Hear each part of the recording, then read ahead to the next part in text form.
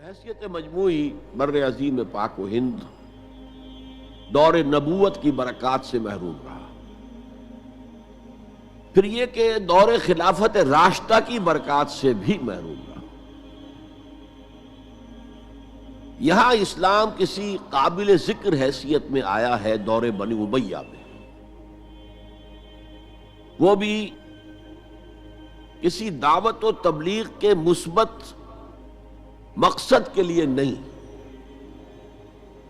بلکہ ایک انتقام اور بدلے کے لیے کہ کچھ مسلمان تاجروں کا ایک بحری قافلہ جو سرندیپ سے لنکا سے جا رہا تھا عرب کی طرف، اسے یہاں کراچی کے قریب، اسے یہاں کے سندھی ڈاکوؤں نے لوٹ لیا۔ اس پر مطالبہ آیا اسلامی مسلمان حکومت کی طرف سے، وہ ملوکیت تھی، اب وہ اسلامی حکومت اس معنی میں نہیں رہی تھی جس معنی میں کہ خلافت راشدہ اسلامی حکومت تھی کہ جو قیدی ہیں تمہارے پاس رہا کرو اور کمپنسیٹ کرو جو بھی نقصان یہاں ان مسلمان تاجروں کا ہوا ہے۔ جب اس کے جواب میں بالکل منفی رد عمل موصول ہوا تو پھر چڑھائی کا فیصلہ کیا گیا، گویا کہ یہ ایک سزا دینے کی ایک مہم تھی۔ بہرحال اس وقت جو اسلام یہاں آیا تھا اس کے کریکٹرز اس اسلام سے کچھ مختلف تھے جو بعد میں یہاں آیا۔ وہ اسلام جو محمد ابن قاسم کی سرکردگی میں سندھ میں آیا اور سندھ سے آگے بڑھ کر ملتان بلکہ موجودہ پاکستان کے تقریباً پورے نصف علاقے تک پہنچ گیا تھا، فٹ ہلز آف کشمیر تک، تو یہ اسلام خالص عربی اسلام تھا۔ ملوکیت تو آ گئی تھی لیکن بدویت اور عربیت جو ہے اس کی چھاپ اس پر ابھی گہری تھی، اور اس اسلام میں نہ ابھی فرقے تھے، نہ مسلک تھے، نہ حنفی، نہ مالکی، نہ شافعی، نہ حنبلی، نہ عقائد کے بارے میں بحثیں شروع ہوئی تھیں، علم کلام کی بحثیں ہوئی تھیں، نہ ابھی یونانی فلسفے اور منطق کا حملہ ہوا تھا، ابھی کچھ نہیں تھا، سادہ اسلام۔ اسلام اپنی اصل سادگی پر برقرار تھا، چنانچہ اس کی قوت تسخیر بڑی زبردست ثابت ہوئی، اور خاص طور پر محمد ابن قاسم جو نوجوان 17-18 برس کا نوجوان اور نہایت نیک اور پاک باز، سندھ کے ہندوؤں نے جو اپنی ایک روایت ہے کہ اس طرح کا آدمی تو کوئی اوتار ہی ہو سکتا ہے، فارسی میں بھی کہا جاتا ہے کہ در جوانی توبہ کردن شیوہ پیغمبری است، جوانی کے اس عمر میں بھی کوئی شخص پاک زندگی گزار رہا ہو تو یہ تو پیغمبروں کا طریقہ ہے، اور ہندوستان میں تصور پیغمبروں کا نہیں تھا، اوتاروں کا تھا، تو اسے بھی ایک اوتار سمجھ کر اس کی مورتیاں تراش کر مندروں میں رکھ لی گئیں اور ان کو پوجا جانے لگا۔ یہی چیز اس کے لیے خطرے کا سبب بن گئی، کیونکہ اب بیک ہوم اسلام کا جو اصل گھر تھا عرب، اس میں ملوکیت آ چکی تھی، اور ملوکیت کبھی اسے برداشت نہیں کر سکتی کہ کوئی اور شخص اتنا پاپولر ہو جائے کہ اسے چیلنج کر سکے، لہذا محمد بن قاسم کو بلایا گیا اور شہید کر دیا گیا۔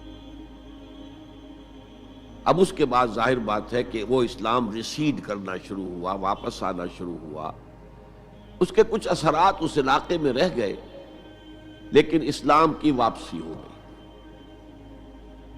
یہ اسلام کا پہلا ورود تھا بر عظیم کی سرزمین پر۔ اس کے بعد اسلام آیا ہے 300 برس بعد، اور اب یہ آیا ہے شمال مغربی سرحدی صوبے میں جو دریں ہیں، کوہ سلیمان میں، کوہ ہندو کش اور کوہ سلیمان میں، درہ خیبر ہے، درہ ٹوچی ہے، درہ گومل ہے، درہ بولان ہے، یہاں سے آنا شروع۔ اس اسلام کی خصوصیات کچھ اور تھی۔ ان 300 سالوں میں فقہی مسالک بھی پیدا ہو چکے تھے، حنفی، مالکی، شافعی، حنبلی، ان کے درمیان اختلافات بھی تھے، بحثیں بھی تھیں، مناظرے بھی تھے۔ دوسرے ایک خاص جو ہے تصوف کا فن جو ہے وہ بہت ترقی کر چکا تھا، اور اس میں اکثر و بیشتر وحدت الوجود کا تصور اس کی بنیاد میں موجود تھا۔ تیسری بات یہ نوٹ کیجئے کہ یہاں جو لوگ آئے وہ سب حنفی تھے، اور یہ ترک قبائل ہی تھے در حقیقت، اور ترکوں میں سے بھی غلام لوگ تھے، اسی لیے پہلا خاندان مسلمانوں کا یہاں خاندان غلامان کہلاتا ہے۔ ترک غلام تھے یہ، جو اپنی ذاتی صلاحیت اور اپنی استعداد کی بنا پر ترقی کرتے کرتے بادشاہت کے مقام تک پہنچے۔ عالم اسلام میں اس وقت دو عظیم جگہوں پر غلاموں کی حکومت تھی، اور اس سے اندازہ ہو سکتا ہے کہ اسلام میں غلاموں کا فیوچر کتنا روشن ہے۔ ممالک، مملوک، یہ مصر میں حکمران تھے، وہ بھی غلام تھے۔ خاندان غلامہ، قطب الدین ایبک، شمس الدین التتمش، یہ سب کون تھے؟ غلام تھے۔ بہرحال اب جو اسلام آیا اس میں قیادت کی ایک تثلیث پیدا ہو چکی تھی، توحیدی شان نہیں رہی تھی۔ خلافت راشدہ میں قیادت توحیدی تھی، خلیفہ وقت ہی حاکم بھی تھے، خلیفہ وقت ہی مجتہد بھی تھے، عالم بھی تھے، اور وہی سب سے بڑے اللہ والے بھی تھے۔ لیکن اس کے بعد جو اسلام میں قیادت جو ہے مسلمانوں کی تین شاخوں میں بٹ گئی۔ سیاسی قیادت وہ تو قبائلی عصبیت کی بنیاد پر قائم ہو رہی ہے، تو سیاست تو ہو گئی طاقت کے بل پر، جس کی لاٹھی اس کی بھینس۔ اس کے بعد جو اس دینی قیادت تھی وہ دو حصوں میں منقسم ہو گئی، علمی قیادت علماء، مفسرین، فقہاء، محدثین، اور ایک ہو گئی صوفیاء کی قیادت۔ تو یہ تھی کیفیت جس میں کہ بر عظیم پاک و ہند میں اسلام وارد ہوا ہے پہلے ورود کے 300 برس بعد۔ اب اس کے 500 برس کے بعد یہاں ایک اور ایلیمنٹ آیا، اور وہ تھا شیعیت کا۔ آپ کو معلوم ہے کہ سن 1000 عیسوی میں پاکستان کا جو علاقہ اس وقت کا ہے یہ عالم اسلام میں داخل ہو چکا تھا۔ شہاب الدین غوری وغیرہ کی حکومت وہاں تک تو تھی، البتہ دہلی پر 1206 میں تخت دہلی جو ہے مسلمانوں کا 1206 میں شروع ہوا ہے۔ بہرحال اس کے بعد ہم کہہ سکتے ہیں کہ 300 برس بعد یہاں پر یہ شیعیت آئی ہے، داخل ہوئی ہے، ورنہ اس سے پہلے خالص سنی اسلام تھا اور خالص حنفی۔ شیعیت کی وجہ سے جو کچھ بھی بعد میں اسلام کو یہاں پر اس تقسیم کی وجہ سے، شیعہ سنی اختلافات کی وجہ سے جو بہت بڑے بڑے نقصانات اٹھانے پڑے، ان میں سے مثلاً 2 کا میں تذکرہ کرنا چاہتا ہوں۔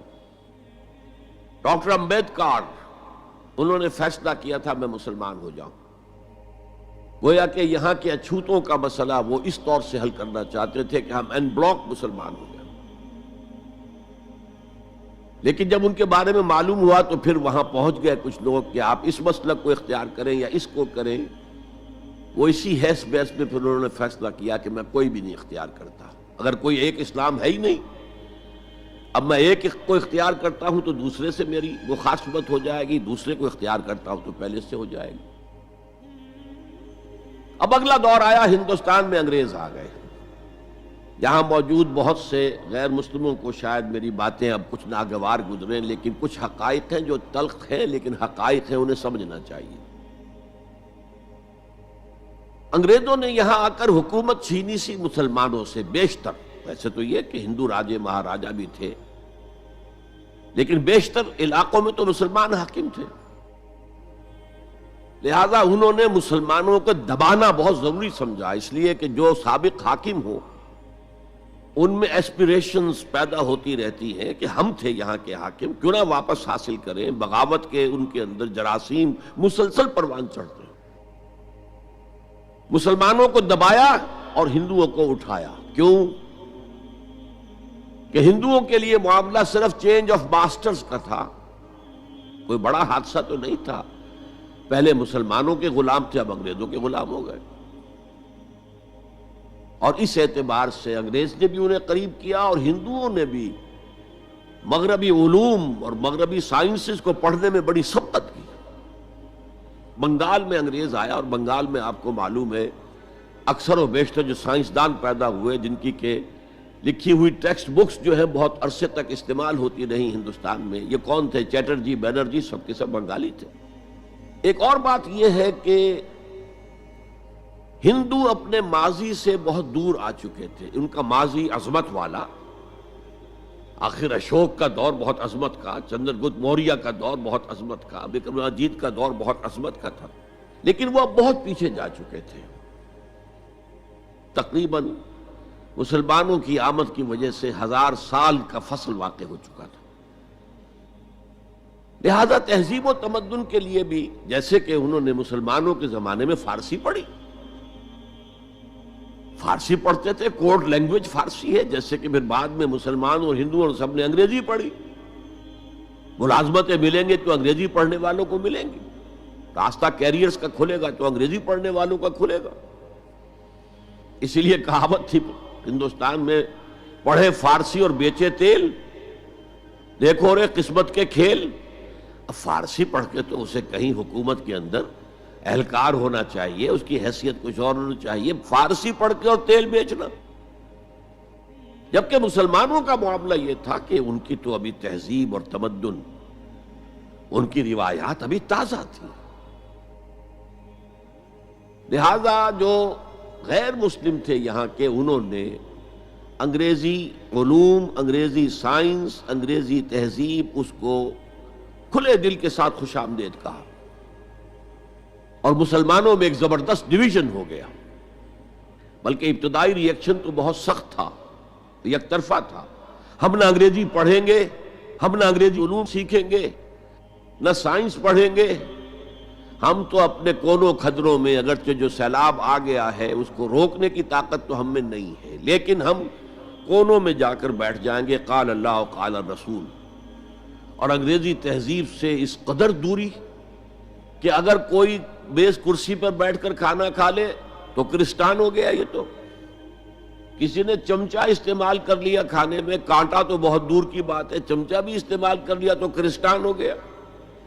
تو اس درجے ری ایکشن تھا علماء کے زیر اثر حلقوں میں، گویا کہ وہ جو گاندھی جی کا فلسفہ تھا نان کوآپریشن، تو مسلمانوں نے انگریزوں کے ساتھ شدید قسم کا naan cooperation from the very beginning شروع کیا۔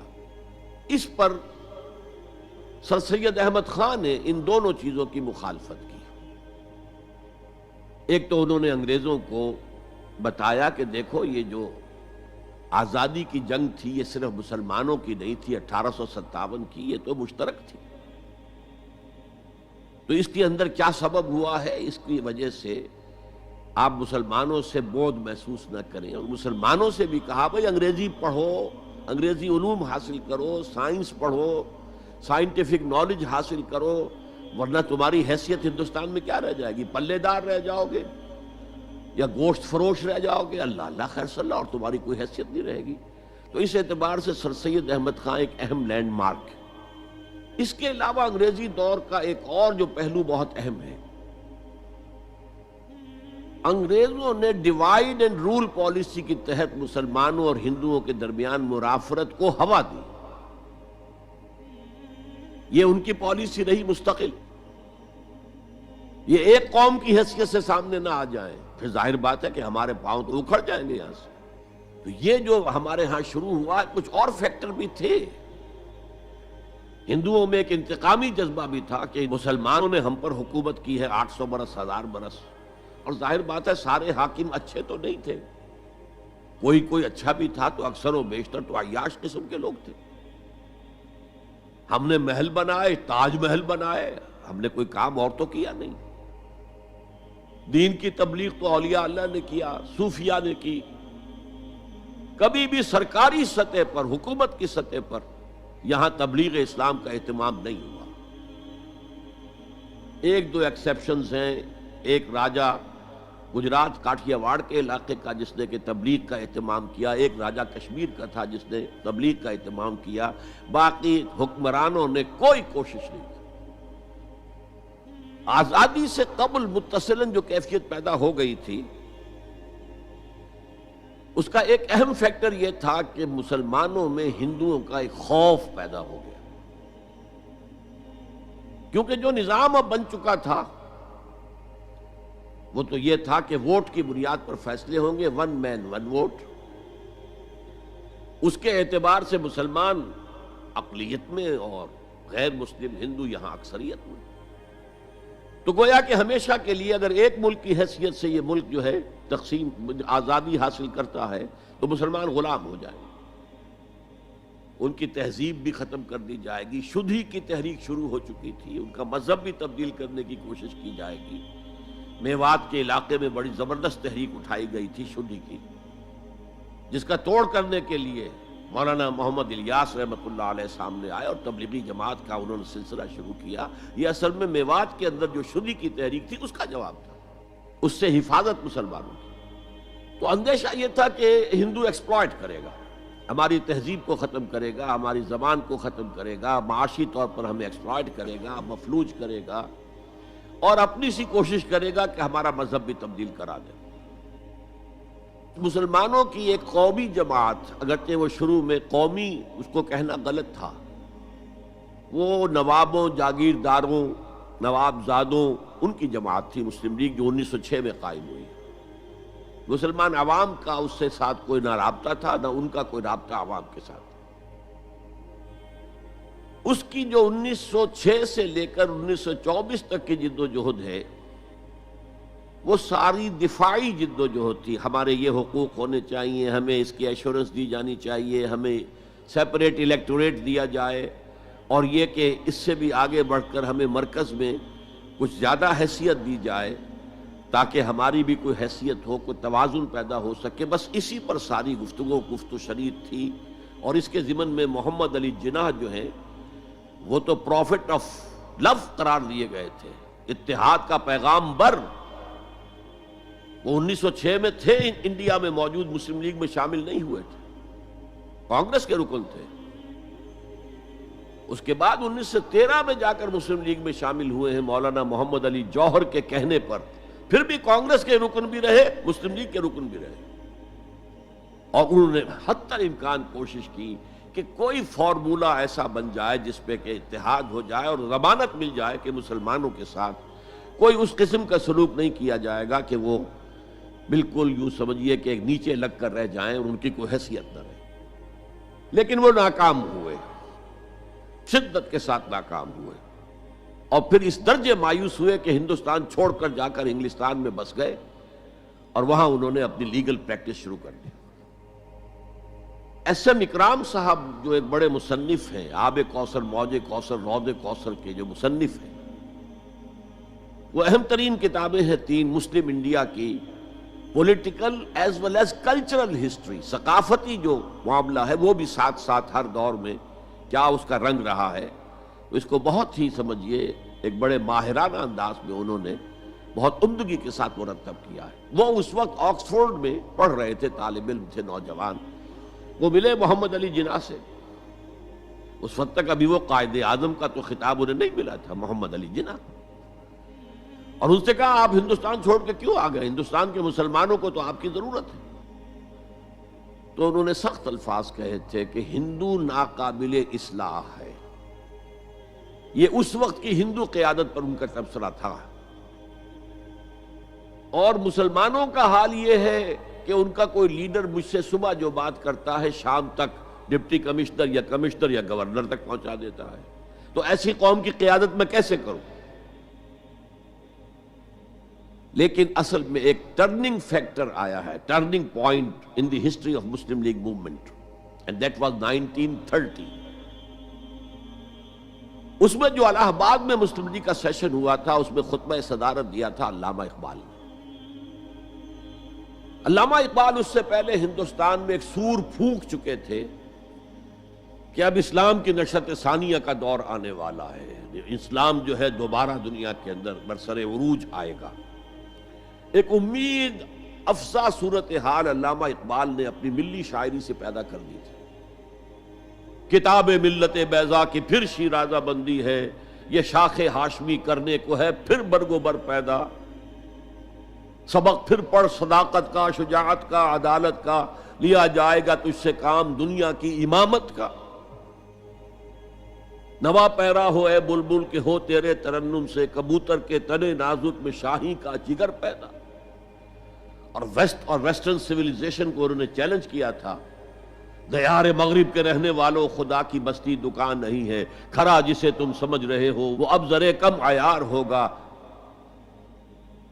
تمہاری تہذیب اپنے خنجر سے آپ ہی خودکشی کرے گی، جو شاخ نازک پہ آشیانہ بنے گا ناپائیدار ہوگا۔ یہاں فرسٹ ورلڈ وار کے بعد جو عالم اسلام کی کیفیت ہوئی تھی اس پر کس قدر یاس انگیز نا امیدی سے بھرا ہوا مرثیہ مولانا حالی نے لکھا تھا۔ قوم کی زبان اس وقت وہ تھی، قومی شاعر۔ قومی شاعر جو ہے قوم کی زبان ہوتا ہے۔ پستی کا کوئی حد سے گزر نہ دیکھے، اسلام کا گر کر نہ ابھر نہ دیکھے، مانے نہ کبھی مد ہے ہر جزر کے بعد دریا کا ہمارے جو اتر نہ دیکھے۔ اور آخر میں جو مناجات بحضور سرور کونین صلی اللہ علیہ وسلم، اے خاصہ خاصان رسول وقت دعا ہے، امت پہ تیری آ کے عجب وقت پڑا ہے، وہ دین جو بڑی شان سے نکلا تھا وطن سے پردیس میں وہ آج غریب الغربا ہے۔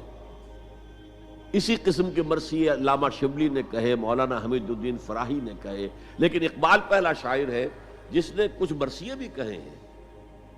جب انگلینڈ جاتے ہوئے وہ گزر رہے تھے سسلی، جزیرہ سسلی کے پاس سے جہاز گزر رہا تھا تو دل میں ہوک اٹھی ہے،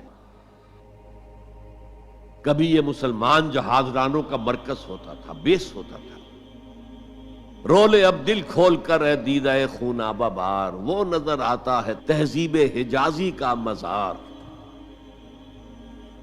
تھا یہاں ہنگامہ ان صحرا نشینوں کا کبھی، بحر بازی گاہ تھا جن کے سفینوں کا کبھی۔ کہا ہے مرثیہ بھی کہا، اقبال کے ہاں مرثیہ ہے، لیکن ساتھ ہی ایک امید افزا پیغام کہ اب دوبارہ نکل کے صحرا سے جس نے روما کی سلطنت کو الٹ دیا تھا، سنا ہے یہ قدسیوں سے میں نے، وہ شیر پھر ہوشیار ہوگا۔ یہ جو عوامی ایک فضا ان کی شاعری سے پیدا ہو چکی تھی، ملی شاعری سے، انہوں نے 1930 میں آ کر مسلم لیگ کی موومنٹ میں اس کا انجیکشن لگا دیا۔ اسی طرح چلتی ہوئی ایک تحریک تھی، 1906 سے آئی تھی، 24 برس ہو چکے تھے 1930 تک، اب اس میں ایک انجیکشن لگا دیا گیا، احیاء اسلام۔ اس خطبے میں علامہ نے ایک طرف مسلم قومیت کو بہت مستحکم کیا دلائل کے ساتھ، عمرانی دلائل، پولیٹیکل سائنس کے جو مستحکم اصول ہیں ان کی بنیاد پر کہ مسلمان ایک علیحدہ قوم ہے۔ اور نمبر 2 انہوں نے کہا، اور یہ ایک پروفیسی تھی، ایک طرح کی مستقبل کے بارے میں ایک پیشن گوئی تھی، تجویز نہیں تھی۔ پارٹیشن آف انڈیا کی تجویز تو بہت بعد میں آئی ہے، 1940 میں، یہ 1930 کی بات میں کر رہا ہوں۔ انہوں نے کہا تھا مجھے یقین ہے کہ یہ ڈیسٹنی ہے، تقدیر مبرم ہے کہ ہندوستان کے شمال مغرب میں، شمال مشرق کا انہیں اس وقت احساس نہیں ہوا تھا، ایسٹ پاکستان کا جو اب بنگلہ دیش ہے ادھر ان کی نگاہ نہیں گئی تھی، ہندوستان کے شمال مغرب کے اندر ایک آزاد مسلمان ریاست قائم ہوگی، اور اگر ایسا ہو گیا تو ہمیں موقع مل جائے گا کہ دور ملوکیت میں، جس کے لیے لفظ بڑا ثقیل استعمال کیا انہوں نے، عرب امپیریلزم، یہ بنو امیہ، بنو عباس یہ عرب امپیریلسٹ تھے، یہ عرب قوم کا امپیریلزم تھا، ان کی حکومت اسلام کی عکاسی کرنے والی نہیں تھی، اسلام کی عکاسی کرنے والی تو خلافت راشدہ تھی، ابو بکر تھے، عمر تھے، عثمان تھے، علی تھے رضی اللہ تعالی عنہ۔ تو دور ملوکیت میں یا دور عرب امپیریلزم میں جو داغ دھبے آ گئے ہیں اسلام کے چہرے پر، انہیں صاف کر کے اور صحیح اسلام کی ایک شکل دنیا کو دکھائیں، یہ انجیکشن ہے پازیٹیو مقصد کا۔ اس وقت تک، اس سے پہلے تک تحریک صرف ایک منفی جذبے پر چل رہی تھی، ہندو کا خوف، ہندو اکثریت کا خوف، ایکسپلائٹیشن کا اندیشہ، لیکن اب اسے ایک مثبت بنیاد مل گئی۔ 1932 میں قائد اعظم گئے انگلستان، لندن، گول میز کانفرنس میں، جناح صاحب اس میں شریک نہیں تھے، اس لیے کہ وہ تو ویسے ہی سیاست کا میدان چھوڑ چکے تھے۔ اس موقع پر پھر علامہ اقبال نے ملاقاتیں کی ہیں جناح صاحب سے، اور وہی انجیکشن ان کو بھی لگایا اور انہیں پھر آمادہ کیا کہ آئیں واپس ہندوستان، اور اس انجیکشن کے حوالے سے مسلمانوں نے ہند کو منظم کرے اور جمع کرے۔ تو یہ پھر تحریک پاکستان جو ہے، چونکہ مسلمانوں کے جذبات کے ساتھ اس کی ہم آہنگی، معجزہ ہو گیا کہ مسلم مائنورٹی کے پروونسز نے کس طریقے سے یکجا اور یکسو ہو کر اس موومنٹ کو سپورٹ کیا، حالانکہ انہیں معلوم ہے کہ کسی بھی حساب سے ان کے تو پاکستان میں شامل ہونے کا کوئی امکان تھا ہی نہیں، بلکہ تحریک مسلم لیگ اصل میں مائنورٹی پروونسز کی تحریک تھی۔ جو صوبے بعد میں پاکستان میں شامل ہوئے ہیں ان میں سرحد میں تو کانگریس کی حکومت تھی ٹل دی لاسٹ ڈیٹ، پنجاب میں یونینسٹ حکومت تھی ٹل دی لاسٹ ڈیٹ، صرف ایک سندھ تھا مغربی پاکستان میں کہ جو وہاں مسلم لیگ کی حکومت تھی۔ ہاں، بنگال میں مسلم لیگ کی حکومت تھی، اور بنگال ہی مولد ہے جہاں ولادت ہوئی ہے 1906 میں مسلم لیگ کی، اور طویل ترین عرصے تک مسلم لیگ کی حکومت وہاں رہی۔ اب بھی وہاں پر تحریکیں چلتی رہتی ہیں اینٹی پاکستان، 2 مرتبہ پاکستان نے ایئر فورس بھی استعمال کی ہے وہاں پر، یہ سب کچھ آپ کو معلوم ہے۔ بہرحال اس کے نتیجے میں ملک تقسیم